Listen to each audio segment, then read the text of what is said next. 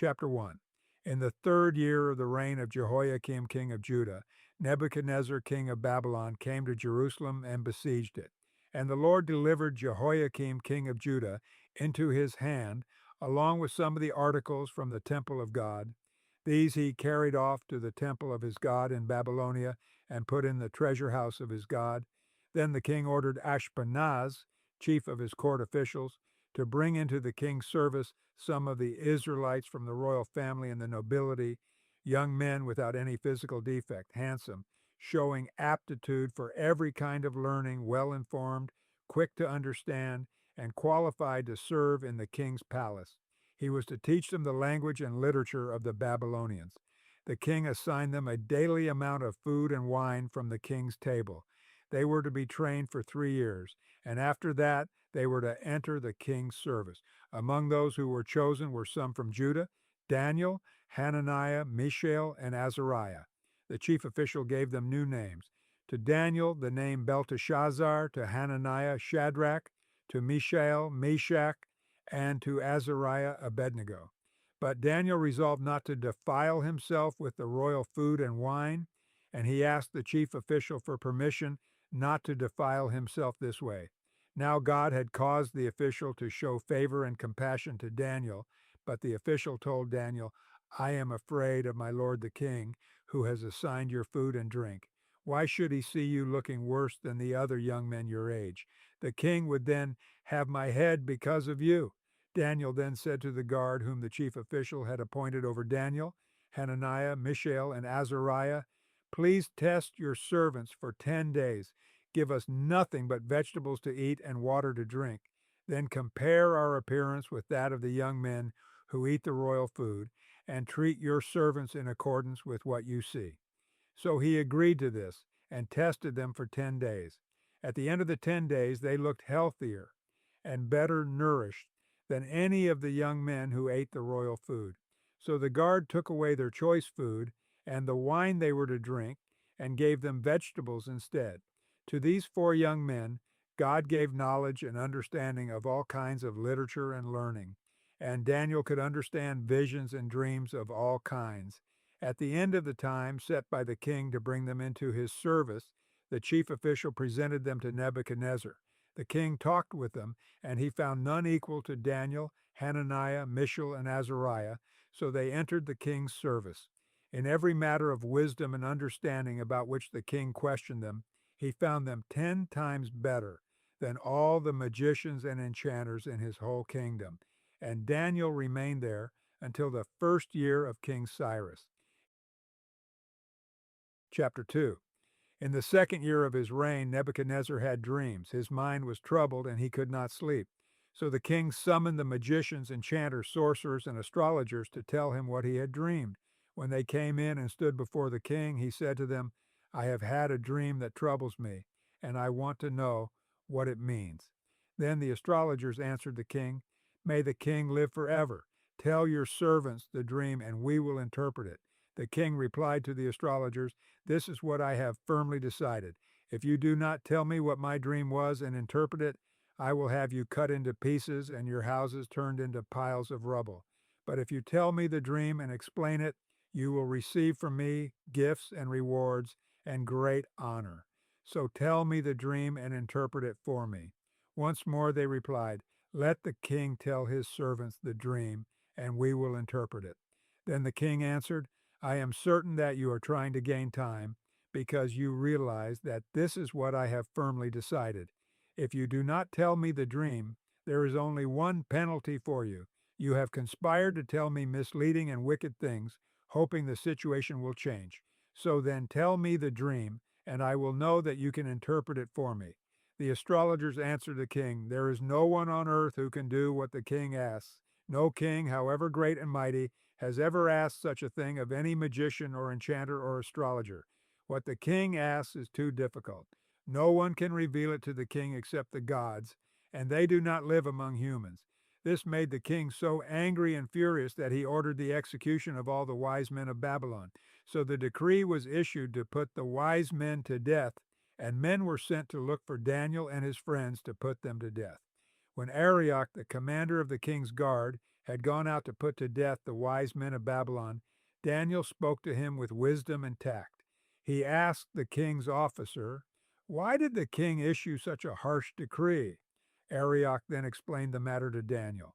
At this, Daniel went into the king and asked for time so that he might interpret the dream for him. Then Daniel returned to his house and explained the matter to his friends, Hananiah, Mishael, and Azariah. He urged them to plead for mercy from the God of heaven concerning this mystery, so that he and his friends might not be executed with the rest of the wise men of Babylon. During the night, the mystery was revealed to Daniel in a vision. Then Daniel praised the God of heaven and said, "Praise be to the name of God forever and ever. Wisdom and power are his. He changes times and seasons. He deposes kings and raises up others. He gives wisdom to the wise and knowledge to the discerning.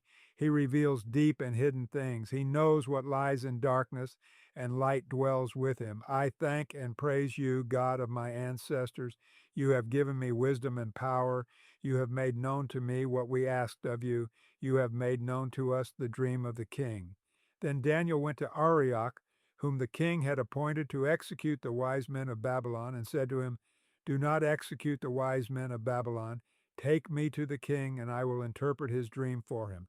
Arioch took Daniel to the king at once and said, "I have found a man among the exiles from Judah who can tell the king what his dream means."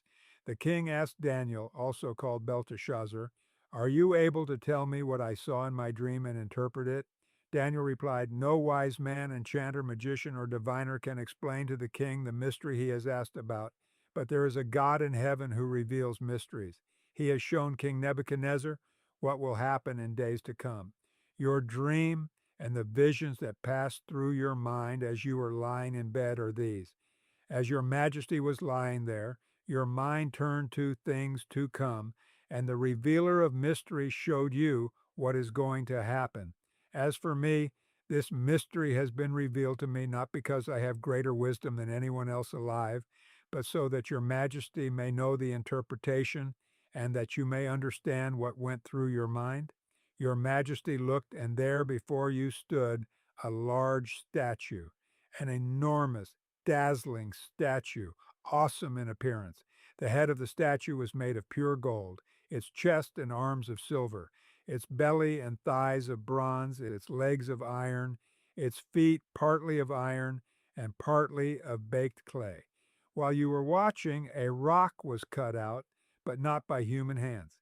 It struck the statue on its feet of iron and clay and smashed them. Then the iron, the clay, the bronze, the silver, and the gold were all broken to pieces and became like chaff on a threshing floor in the summer. The wind swept them away without leaving a trace. But the rock that struck the statue became a huge mountain and filled the whole earth. This was the dream, and now we will interpret it to the king. Your Majesty, you are the King of kings. The God of heaven has given you dominion and power and might and glory. In your hands he has placed all mankind and the beasts of the field and the birds in the sky. Wherever they live, he has made you ruler over them all. You are that head of gold. After you, another kingdom will arise inferior to yours. Next, a third kingdom, one of bronze, will rule over the whole earth. Finally, there will be a fourth kingdom, strong as iron, for iron breaks and smashes everything, and as iron breaks things to pieces, so it will crush and break all the others. Just as you saw that the feet and toes were partly of baked clay and partly of iron, so this will be a divided kingdom, yet it will have some of the strength of iron in it, even as you saw iron mixed with clay. As the toes were partly iron and partly clay, so this kingdom will be partly strong and partly brittle. And just as you saw the iron mixed with baked clay, so the people will be a mixture and will not remain united any more than iron mixes with clay. In the time of those kings, the God of heaven will set up a kingdom that will never be destroyed, nor will it be left to another people. It will crush all those kingdoms and bring them to an end, but it will itself endure forever. This is the meaning of the vision of the rock cut out of a mountain, but not by human hands, a rock that broke the iron, the bronze, the clay, the silver, and the gold to pieces. The great God has shown the king what will take place in the future. The dream is true, and its interpretation is trustworthy." Then King Nebuchadnezzar fell prostrate before Daniel and paid him honor and ordered that an offering and incense be presented to him. The king said to Daniel, "Surely your God is the God of gods and the Lord of kings and a revealer of mysteries, for you were able to reveal this mystery." Then the king placed Daniel in a high position and lavished many gifts on him. He made him ruler over the entire province of Babylon and placed him in charge of all its wise men. Moreover, at Daniel's request, the king appointed Shadrach, Meshach, and Abednego administrators over the province of Babylon, while Daniel himself remained at the royal court. Chapter 3. King Nebuchadnezzar made an image of gold, 60 cubits high and 6 cubits wide, and set it up on the plain of Dura in the province of Babylon. He then summoned the satraps, prefects, governors, advisors, treasurers, judges, magistrates, and all the other provincial officials to come to the dedication of the image he had set up. So the satraps, prefects, governors, advisors, treasurers, judges, magistrates, and all the other provincial officials assembled for the dedication of the image that King Nebuchadnezzar had set up, and they stood before it. Then the herald loudly proclaimed, "Nations and peoples of every language, this is what you are commanded to do. As soon as you hear the sound of the horn, flute, zither, lyre, harp, pipe, and all kinds of music, you must fall down and worship the image of gold that King Nebuchadnezzar has set up. Whoever does not fall down and worship will immediately be thrown into a blazing furnace." Therefore, as soon as they heard the sound of the horn, flute, zither, lyre, harp, and all kinds of music, all the nations and peoples of every language fell down and worshiped the image of gold that King Nebuchadnezzar had set up. At this time, some astrologers came forward and denounced the Jews. They said to King Nebuchadnezzar, "May the king live forever. Your Majesty has issued a decree that everyone who hears the sound of the horn, flute, zither, lyre, harp, pipe, and all kinds of music must fall down and worship the image of gold, and that whoever does not fall down and worship will be thrown into a blazing furnace. But there are some Jews whom you have set over the affairs of the province of Babylon, Shadrach, Meshach, and Abednego, who pay no attention to you, your Majesty. They neither serve your gods nor worship the image of gold you have set up." Furious with rage, Nebuchadnezzar summoned Shadrach, Meshach, and Abednego. So these men were brought before the king, and Nebuchadnezzar said to them, "Is it true, Shadrach, Meshach, and Abednego, that you do not serve my gods or worship the image of gold I have set up? Now when you hear the sound of the horn, flute, zither, lyre, harp, pipe, and all kinds of music, if you are ready to fall down and worship the image I made, very good. But if you do not worship it, you will be thrown immediately into a blazing furnace. Then what God will be able to rescue you from my hand?" Shadrach, Meshach, and Abednego replied to him, "King Nebuchadnezzar, we do not need to defend ourselves before you in this matter. If we are thrown into the blazing furnace, the God we serve is able to deliver us from it, and he will deliver us from your Majesty's hand. But even if he does not, we want you to know, your Majesty, that we will not serve your gods or worship the image of gold you have set up." Then Nebuchadnezzar was furious with Shadrach, Meshach, and Abednego, and his attitude toward them changed. He ordered the furnace heated 7 times hotter than usual and commanded some of the strongest soldiers in his army to tie up Shadrach, Meshach, and Abednego and throw them into the blazing furnace. So these men, wearing their robes, trousers, turbans, and other clothes, were bound and thrown into the blazing furnace. The king's command was so urgent and the furnace so hot that the flames of the fire killed the soldiers who took up Shadrach, Meshach, and Abednego, and these 3 men, firmly tied, fell into the blazing furnace. Then King Nebuchadnezzar leaped to his feet in amazement and asked his advisors, "Weren't there 3 men that we tied up and threw into the fire?" They replied, "Certainly, your Majesty." He said, "Look, I see 4 men walking around in the fire, unbound and unharmed, and the 4th looks like a son of the gods." Nebuchadnezzar then approached the opening of the blazing furnace and shouted, "Shadrach, Meshach, and Abednego, servants of the Most High God, come out, come here." So Shadrach, Meshach, and Abednego came out of the fire, and the satraps, prefects, governors, and royal advisers crowded around them. They saw that the fire had not harmed their bodies, nor was a hair of their heads singed, their robes were not scorched, and there was no smell of fire on them. Then Nebuchadnezzar said, "Praise be to the God of Shadrach, Meshach, and Abednego, who has sent his angel and rescued his servants. They trusted in him and defied the king's command, and were willing to give up their lives rather than serve or worship any god except their own God.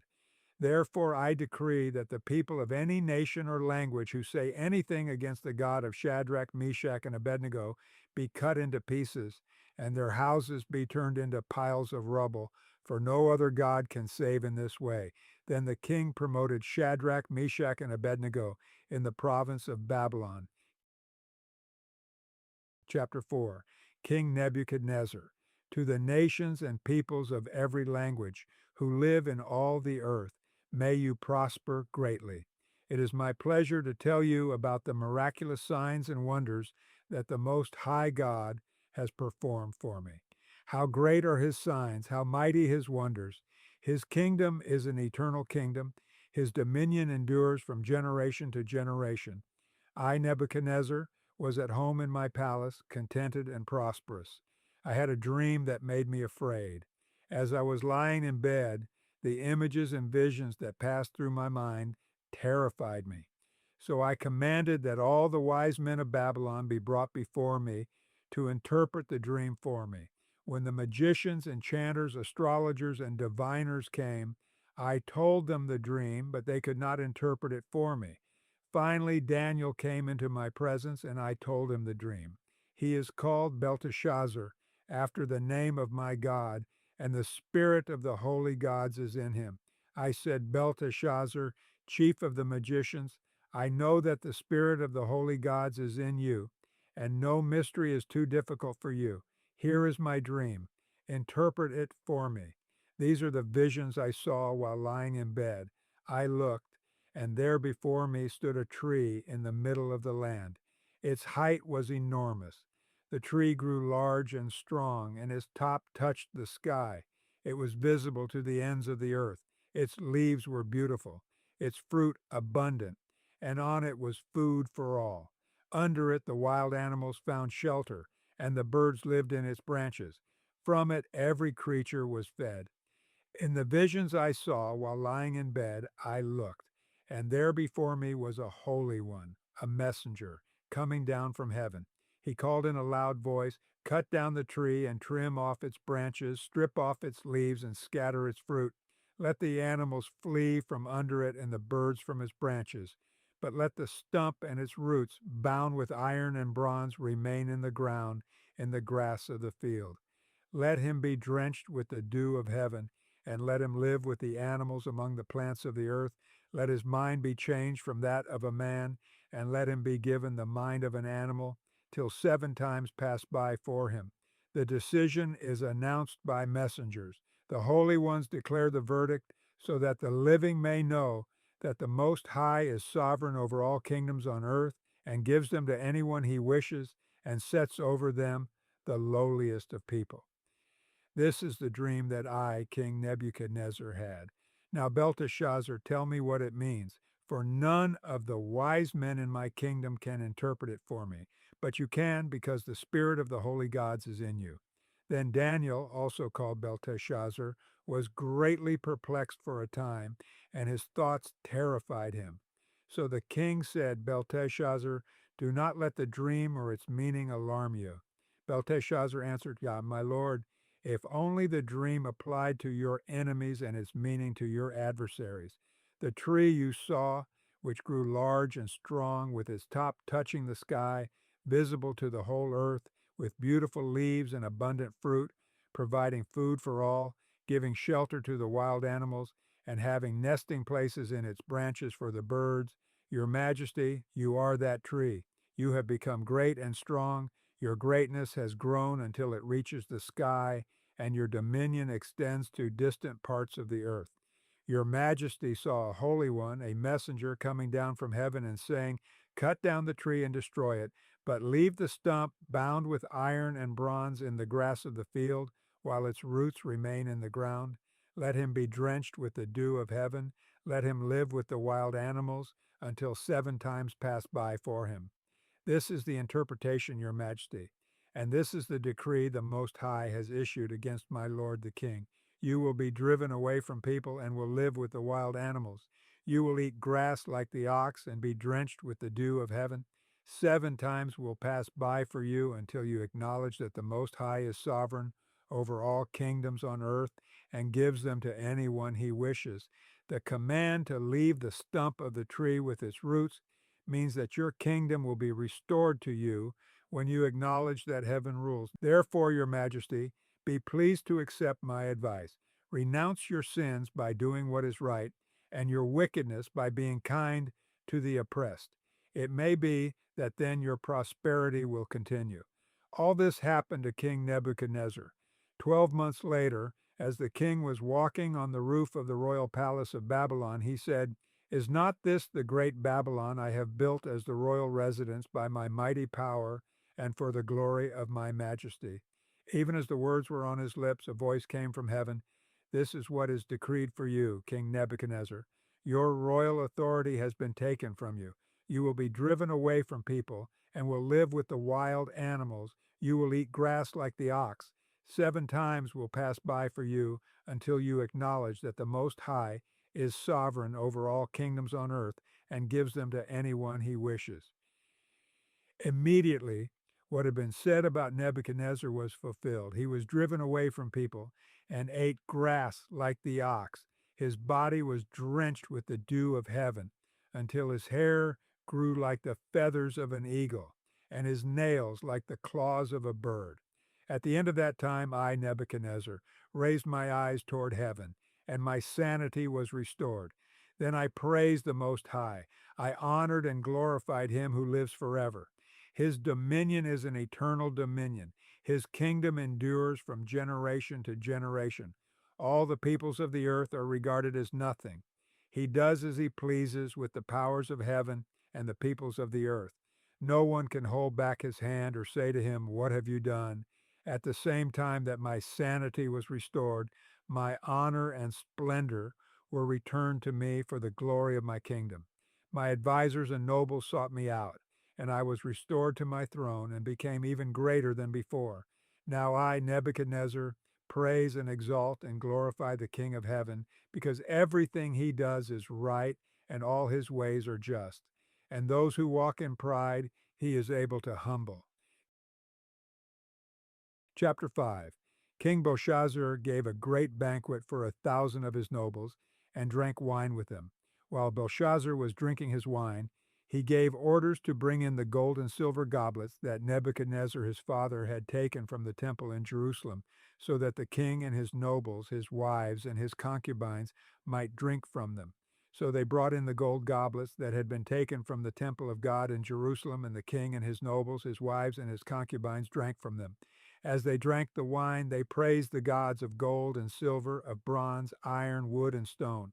Suddenly the fingers of a human hand appeared and wrote on the plaster of the wall near the lampstand in the royal palace. The king watched the hand as it wrote. His face turned pale, and he was so frightened that his legs became weak and his knees were knocking. The king summoned the enchanters, astrologers, and diviners.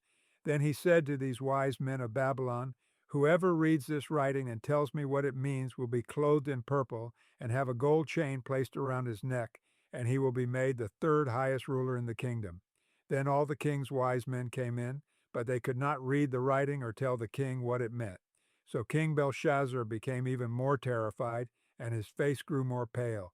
His nobles were baffled. The queen, hearing the voices of the king and his nobles, came into the banquet hall. "May the king live forever," she said. "Don't be alarmed. Don't look so pale. There is a man in your kingdom who has the spirit of the holy gods in him. In the time of your father, he was found to have insight and intelligence and wisdom like that of the gods. Your father, King Nebuchadnezzar, appointed him chief of the magicians, enchanters, astrologers, and diviners. He did this because Daniel, whom the king called Belteshazzar, was found to have a keen mind and knowledge and understanding. and also the ability to interpret dreams, explain riddles, and solve difficult problems. Call for Daniel, and he will tell you what the writing means. So Daniel was brought before the king, and the king said to him, "Are you Daniel, one of the exiles my father the king brought from Judah? I have heard that the spirit of the gods is in you, and that you have insight, intelligence, and outstanding wisdom. The wise men and enchanters were brought before me to read this writing and tell me what it means, but they could not explain it. Now I have heard that you are able to give interpretations and to solve difficult problems. If you can read this writing and tell me what it means, you will be clothed in purple and have a gold chain placed around your neck, and you will be made the third highest ruler in the kingdom." Then Daniel answered the king, "You may keep your gifts for yourself and give your rewards to someone else. Nevertheless, I will read the writing for the king and tell him what it means. Your Majesty, the Most High God, gave your father Nebuchadnezzar sovereignty and greatness and glory and splendor. Because of the high position he gave him, all the nations and peoples of every language dreaded and feared him. Those the king wanted to put to death, he put to death. Those he wanted to spare, he spared. Those he wanted to promote, he promoted. And those he wanted to humble, he humbled. But when his heart became arrogant and hardened with pride, he was deposed from his royal throne and stripped of his glory. He was driven away from people and given the mind of an animal. He lived with the wild donkeys and ate grass like the ox, and his body was drenched with the dew of heaven, until he acknowledged that the Most High God is sovereign over all kingdoms on earth and sets over them anyone he wishes. But you, Belshazzar, his son, have not humbled yourself, though you knew all this. Instead, you have set yourself up against the Lord of heaven. You had the goblets from his temple brought to you, and you and your nobles, your wives, and your concubines drank wine from them. You praised the gods of silver and gold, of bronze, iron, wood, and stone, which cannot see or hear or understand. But you did not honor the God who holds in his hand your life and all your ways. Therefore, he sent the hand that wrote the inscription. This is the inscription that was written: Mene, Mene, Tekel, Parsin. Here is what these words mean. Mene, God has numbered the days of your reign and brought it to an end. Tekel, you have been weighed on the scales and found wanting. Peres, your kingdom is divided and given to the Medes and Persians. Then at Belshazzar's command, Daniel was clothed in purple, a gold chain was placed around his neck, and he was proclaimed the third highest ruler in the kingdom. That very night, Belshazzar, king of the Babylonians, was slain, and Darius the Mede took over the kingdom at the age of 62. Chapter 6. It pleased Darius to appoint 120 satraps to rule throughout the kingdom, with 3 administrators over them, one of whom was Daniel. The satraps were made accountable to them, so that the king might not suffer loss. Now Daniel so distinguished himself among the administrators and the satraps by his exceptional qualities that the king planned to set him over the whole kingdom. At this, the administrators and the satraps tried to find grounds for charges against Daniel in his conduct of government affairs, but they were unable to do so. They could find no corruption in him because he was trustworthy and neither corrupt nor negligent.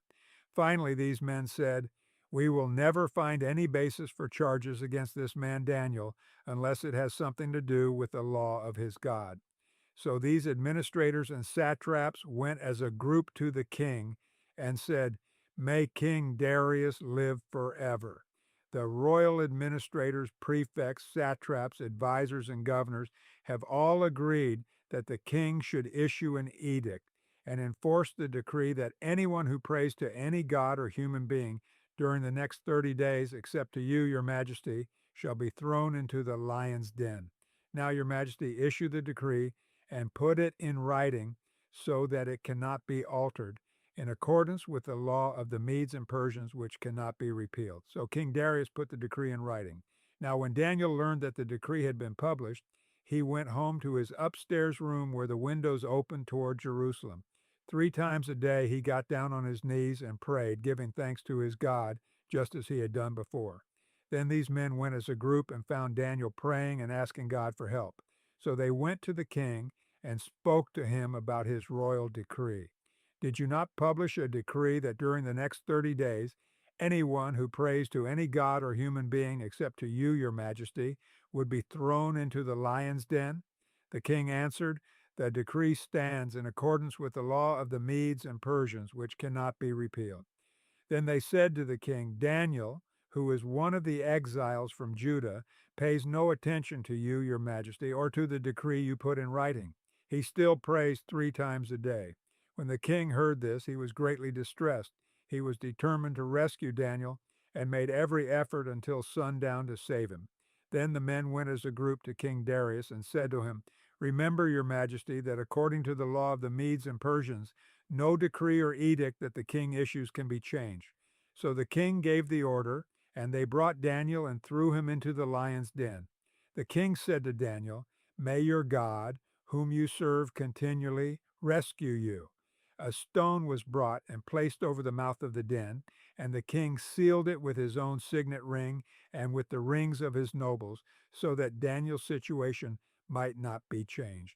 Then the king returned to his palace and spent the night without eating and without any entertainment being brought to him, and he could not sleep. At the first light of dawn, the king got up and hurried to the lion's den. When he came near the den, he called to Daniel in an anguished voice, Daniel, servant of the living God, has your God, whom you serve continually, been able to rescue you from the lions? Daniel answered, May the king live forever. My God sent his angel, and he shut the mouths of the lions. They have not hurt me, because I was found innocent in his sight. Nor have I ever done any wrong before you, your majesty. The king was overjoyed and gave orders to lift Daniel out of the den. And when Daniel was lifted from the den, no wound was found on him, because he had trusted in his God. At the king's command, the men who had falsely accused Daniel were brought in and thrown into the lion's den, along with their wives and children. And before they reached the floor of the den, the lions overpowered them and crushed all their bones. Then King Darius wrote to all the nations and peoples of every language in all the earth, May you prosper greatly. I issue a decree that in every part of my kingdom, people must fear and reverence the God of Daniel. For he is the living God, and he endures forever. His kingdom will not be destroyed. His dominion will never end. He rescues and he saves. He performs signs and wonders in the heavens and on the earth. He has rescued Daniel from the power of the lions. So Daniel prospered during the reign of Darius and the reign of Cyrus the Persian. Chapter 7. In the first year of Belshazzar, king of Babylon, Daniel had a dream, and visions passed through his mind as he was lying in bed. He wrote down the substance of his dream. Daniel said, In my vision at night I looked, and there before me were the 4 winds of heaven churning up the great sea. 4 great beasts, each different from the others, came up out of the sea. The first was like a lion, and it had the wings of an eagle. I watched until its wings were torn off, and it was lifted from the ground, so that it stood on 2 feet like a human being, and the mind of a human was given to it. And there before me was a second beast, which looked like a bear. It was raised up on one of its sides, and it had 3 ribs in its mouth between its teeth. It was told, Get up and eat your fill of flesh. After that I looked, and there before me was another beast, one that looked like a leopard, and on its back it had 4 wings like those of a bird. This beast had 4 heads, and it was given authority to rule. After that, in my vision at night, I looked, and there before me was a 4th beast, terrifying and frightening and very powerful. It had large iron teeth. It crushed and devoured its victims and trampled underfoot whatever was left. It was different from all the former beasts, and it had 10 horns. While I was thinking about the horns, there before me was another horn, a little one, which came up among them, and 3 of the first horns were uprooted before it. This horn had eyes like the eyes of a human being, and a mouth that spoke boastfully. As I looked, thrones were set in place, and the Ancient of Days took his seat. His clothing was as white as snow. The hair of his head was white like wool. His throne was flaming with fire, and its wheels were all ablaze. A river of fire was flowing, coming out from before him. Thousands upon thousands attended him. 10,000 times 10,000 stood before him. The court was seated, and the books were opened. Then I continued to watch, because of the boastful words the horn was speaking. I kept looking until the beast was slain, and its body destroyed and thrown into the blazing fire. The other beasts had been stripped of their authority, but were allowed to live for a period of time. In my vision at night I looked, and there before me was one like a son of man, coming with the clouds of heaven. He approached the Ancient of Days and was led into his presence. He was given authority, glory, and sovereign power. All nations and peoples of every language worshiped him. His dominion is an everlasting dominion that will not pass away, and his kingdom is one that will never be destroyed. I, Daniel, was troubled in spirit, and the visions that passed through my mind disturbed me. I approached one of those standing there and asked him the meaning of all this. So he told me and gave me the interpretation of these things. The four great beasts are four kings that will rise from the earth, but the holy people of the Most High will receive the kingdom and will possess it forever. Yes, forever and ever. Then I wanted to know the meaning of the fourth beast, which was different from all the others and most terrifying, with its iron teeth and bronze claws, the beast that crushed and devoured its victims and trampled underfoot whatever was left. I also wanted to know about the 10 horns on its head and about the other horn that came up, before which 3 of them fell, the horn that looked more imposing than the others and that had eyes and a mouth that spoke boastfully. As I watched, this horn was waging war against the holy people and defeating them, until the Ancient of Days came and pronounced judgment in favor of the holy people of the Most High, and the time came when they possessed the kingdom. He gave me this explanation. The fourth beast is a fourth kingdom that will appear on earth. It will be different from all the other kingdoms and will devour the whole earth, trampling it down and crushing it. The 10 horns are 10 kings who will come from this kingdom. After them, another king will arise, different from the earlier ones. He will subdue 3 kings. He will speak against the Most High and oppress his holy people and try to change the set times and the laws. The holy people will be delivered into his hands for a time, times and half a time. But the court will sit, and his power will be taken away and completely destroyed forever. Then the sovereignty, power, and greatness of all the kingdoms under heaven will be handed over to the holy people of the Most High. His kingdom will be an everlasting kingdom, and all rulers will worship and obey him. This is the end of the matter. I, Daniel, was deeply troubled by my thoughts, and my face turned pale, but I kept the matter to myself. Chapter 8. In the 3rd year of King Belshazzar's reign, I, Daniel, had a vision, after the one that had already appeared to me. In my vision I saw myself in the citadel of Susa, in the province of Elam. In the vision I was beside the Ulai Canal. I looked up, and there before me was a ram with 2 horns, standing beside the canal, and the horns were long. One of the horns was longer than the other, but grew up later. I watched the ram as it charged toward the west and the north and the south. No animal could stand against it, and none could rescue from its power. It did as it pleased and became great. As I was thinking about this, suddenly a goat with a prominent horn between its eyes came from the west, crossing the whole earth without touching the ground. It came toward the 2-horned ram I had seen standing beside the canal and charged at it in great rage. I saw it attack the ram furiously, striking the ram and shattering its 2 horns. The ram was powerless to stand against it.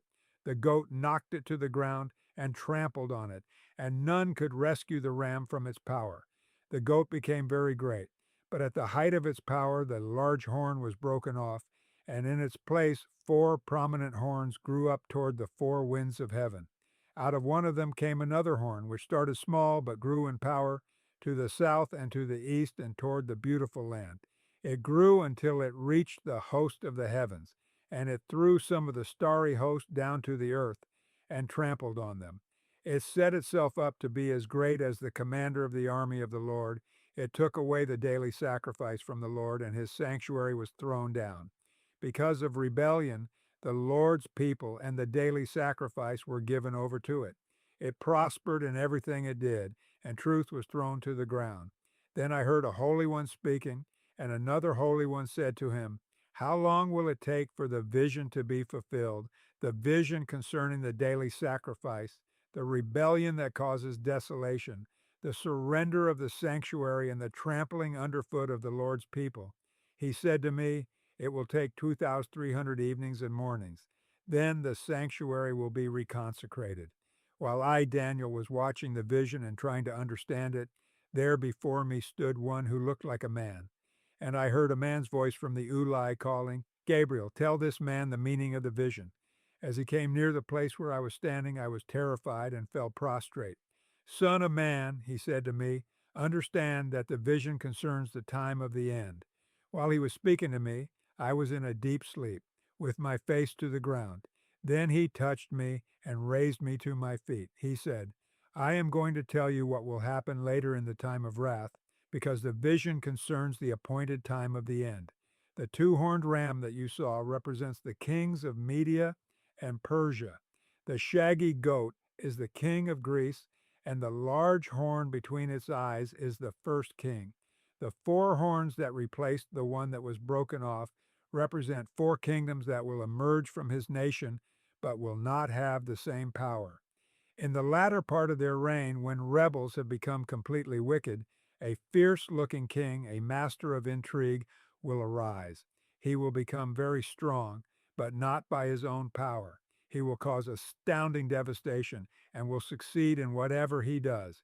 He will destroy those who are mighty, the holy people. He will cause deceit to prosper, and he will consider himself superior. When they feel secure, he will destroy many and take his stand against the Prince of Princes, yet he will be destroyed, but not by human power.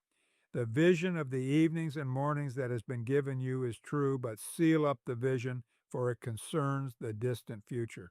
I, Daniel, was worn out. I lay exhausted for several days.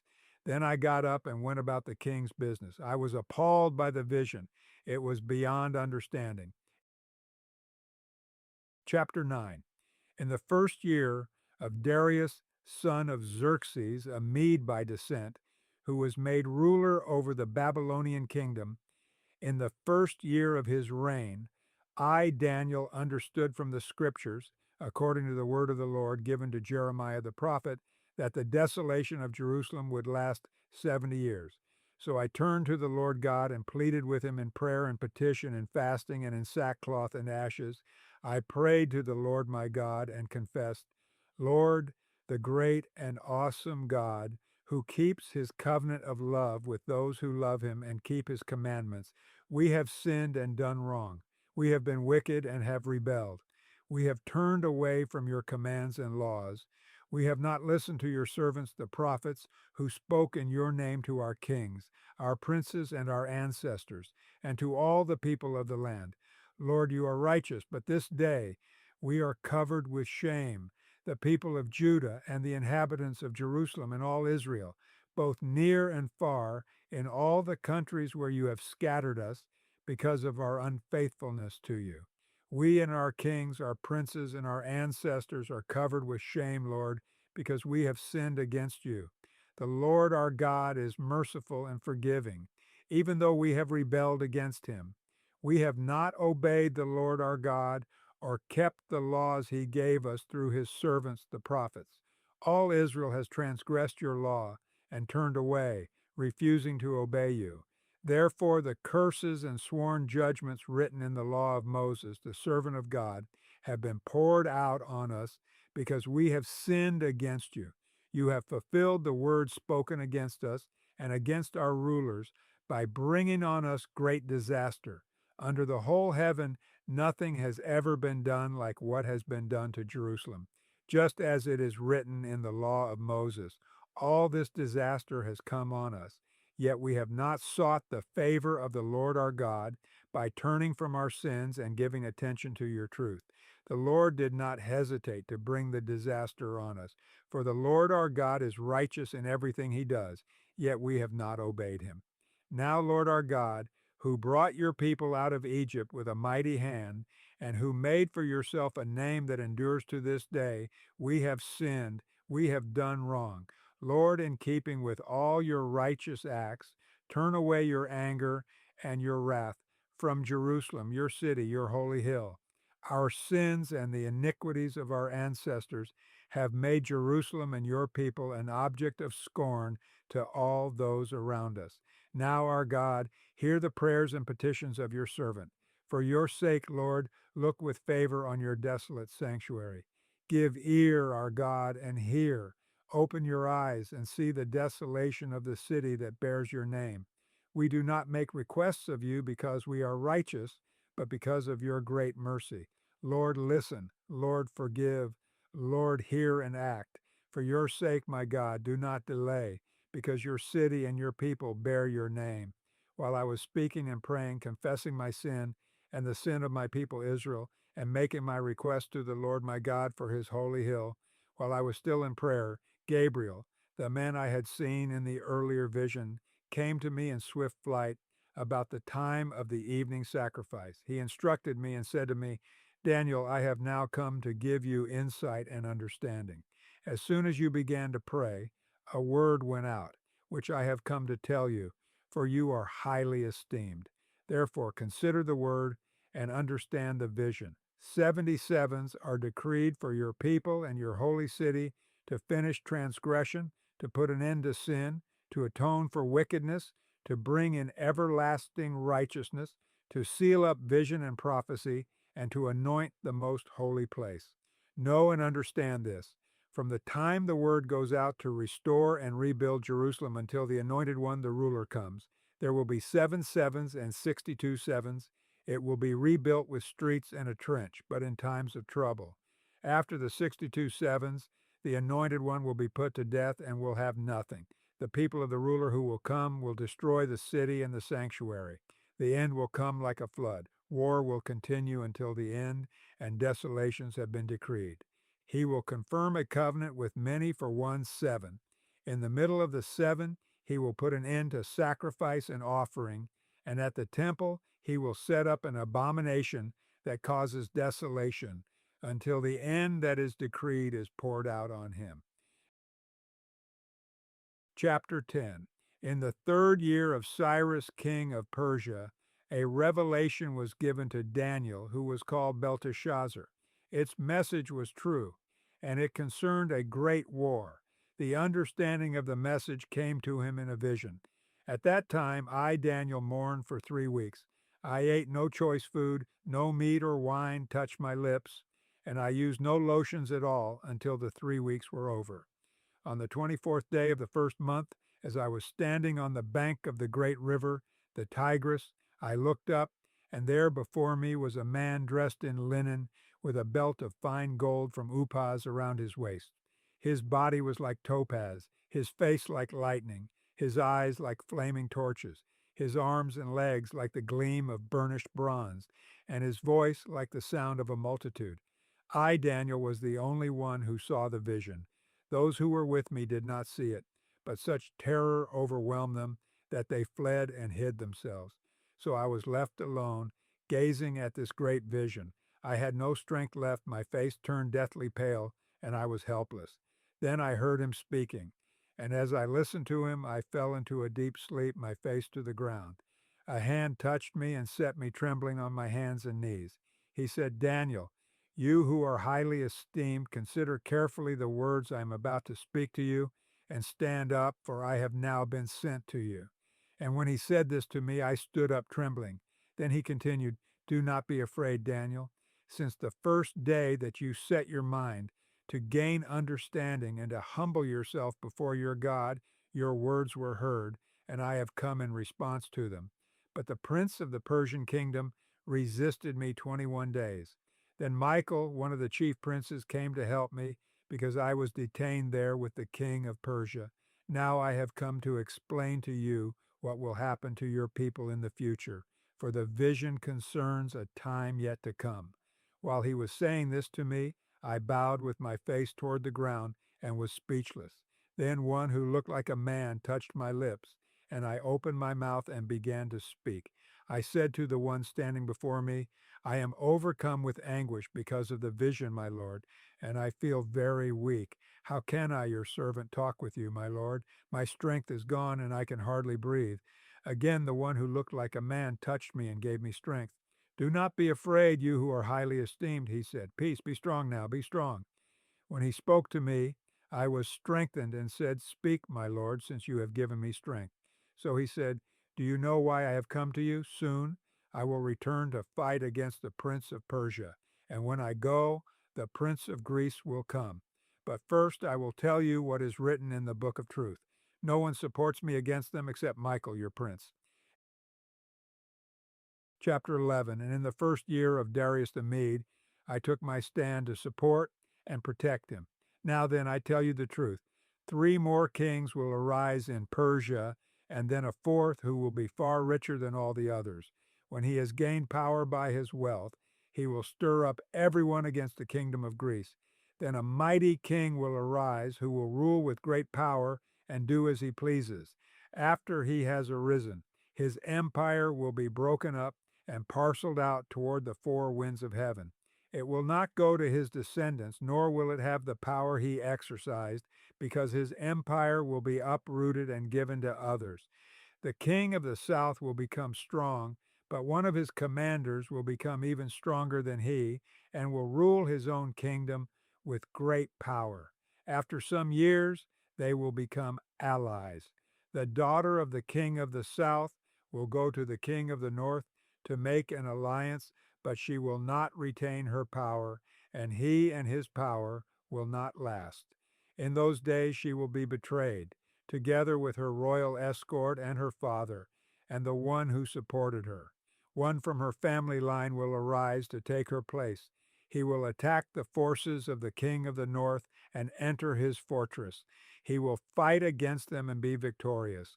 He will also seize their gods, their metal images, and their valuable articles of silver and gold, and carry them off to Egypt. For some years he will leave the king of the north alone. Then the king of the north will invade the realm of the king of the south, but will retreat to his own country. His sons will prepare for war and assemble a great army, which will sweep on like an irresistible flood and carry the battle as far as his fortress. Then the king of the south will march out in a rage and fight against the king of the north, who will raise a large army, but it will be defeated.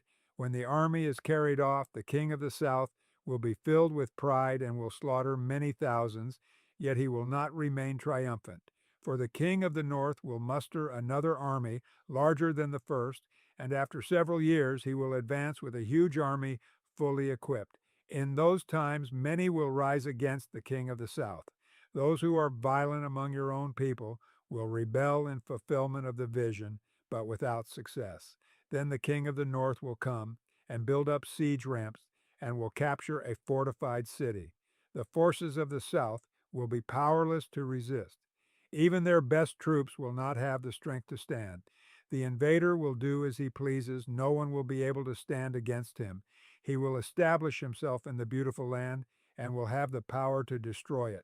He will determine to come with the might of his entire kingdom and will make an alliance with the king of the south, and he will give him a daughter in marriage in order to overthrow the kingdom, but his plans will not succeed or help him. Then he will turn his attention to the coastlands and will take many of them.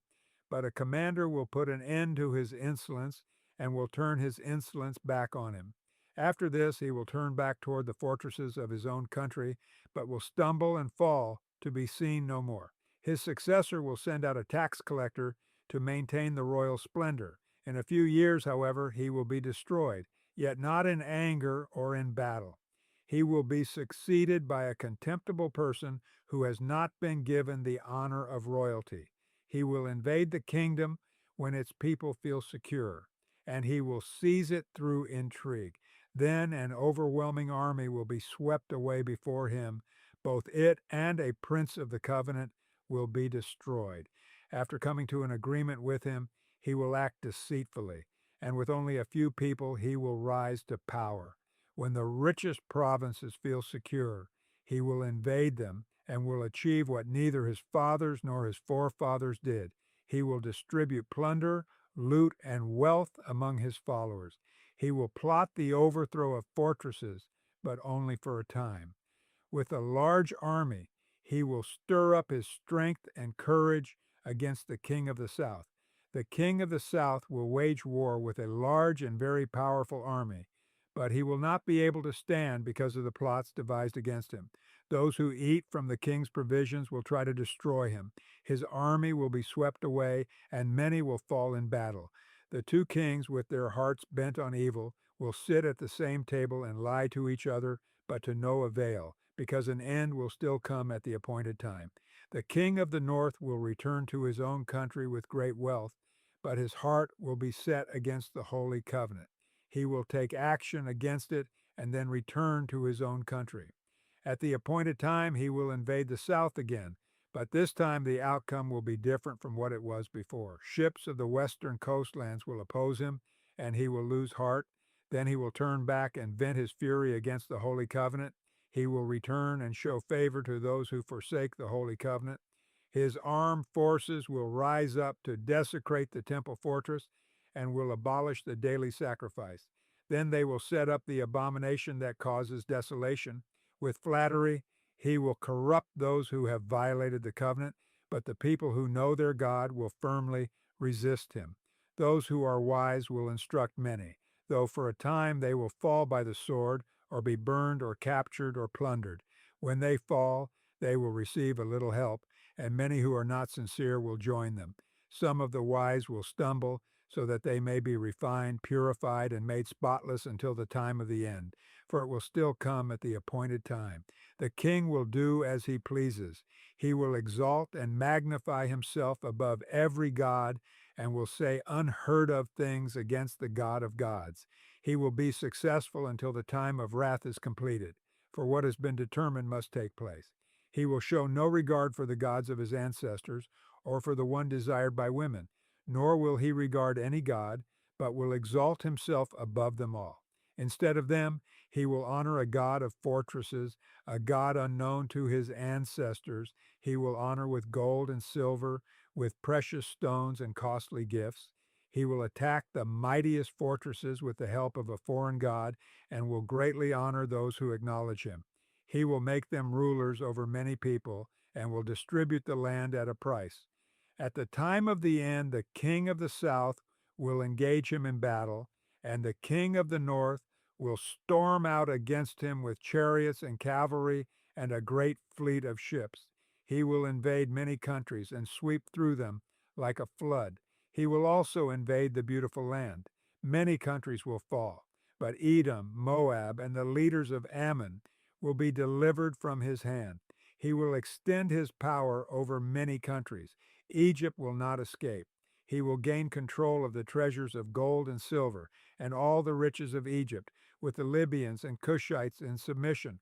But reports from the east and the north will alarm him, and he will set out in a great rage to destroy and annihilate many. He will pitch his royal tents between the seas at the beautiful holy mountain. Yet he will come to his end, and no one will help him. Chapter 12. At that time Michael, the great prince who protects your people, will arise. There will be a time of distress such as has not happened from the beginning of nations until then. But at that time your people, everyone whose name is found written in the book, will be delivered. Multitudes who sleep in the dust of the earth will awake, some to everlasting life, others to shame and everlasting contempt. Those who are wise will shine like the brightness of the heavens, and those who lead many to righteousness like the stars forever and ever. But you, Daniel, roll up and seal the words of the scroll until the time of the end. Many will go here and there to increase knowledge. Then I, Daniel, looked, and there before me stood two others, one on this bank of the river and one on the opposite bank. One of them said to the man clothed in linen, who was above the waters of the river, "How long will it be before these astonishing things are fulfilled?" The man clothed in linen, who was above the waters of the river, lifted his right hand and his left hand toward heaven, and I heard him swear by him who lives forever, saying, "It will be for a time, times and half a time. When the power of the holy people has been finally broken, all these things will be completed." I heard, but I did not understand. So I asked, "My Lord, what will the outcome of all this be?" He replied, "Go your way, Daniel, because the words are rolled up and sealed until the time of the end. Many will be purified, made spotless, and refined, but the wicked will continue to be wicked. None of the wicked will understand, but those who are wise will understand. From the time that the daily sacrifice is abolished and the abomination that causes desolation is set up, there will be 1,290 days. Blessed is the one who waits for and reaches the end of the 1,335 days. As for you, go your way till the end. You will rest, and then at the end of the days you will rise to receive your allotted inheritance.